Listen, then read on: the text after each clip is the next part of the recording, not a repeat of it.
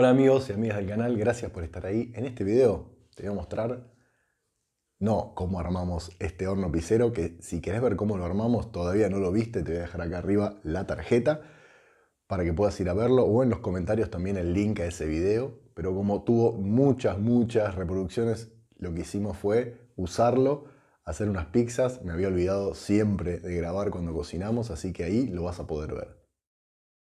Bienvenidos al taller, el mejor lugar para emprender y crear. Bueno, te dejo el video, espero que te guste. Puedes ver o las pizzas o el armado del horno primero, como vos quieras.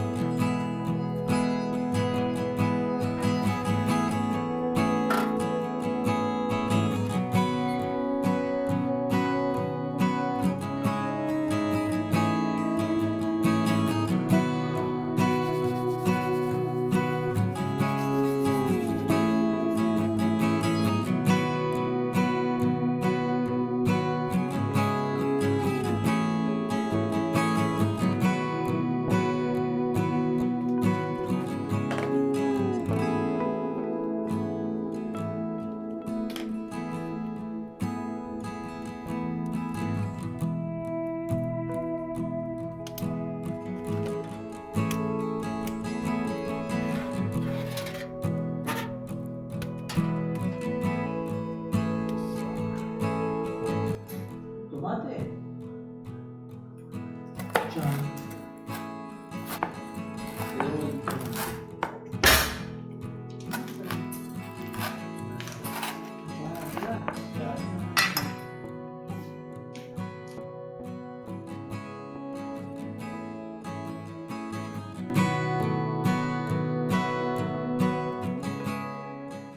¿Y qué te pareció? Nada de tirar cuando tengas un termotanque pinchado, no va a la basura. Ya sabes, si ya te armaste la Rocket, que tenés el video en mi canal, te dejo por acá la tarjeta de ese video, podés hacer el mejor horno pizzero para anexar a la Rocket y quedar bárbaro con tus amigos y hacer algo distinto para comer las pizzas.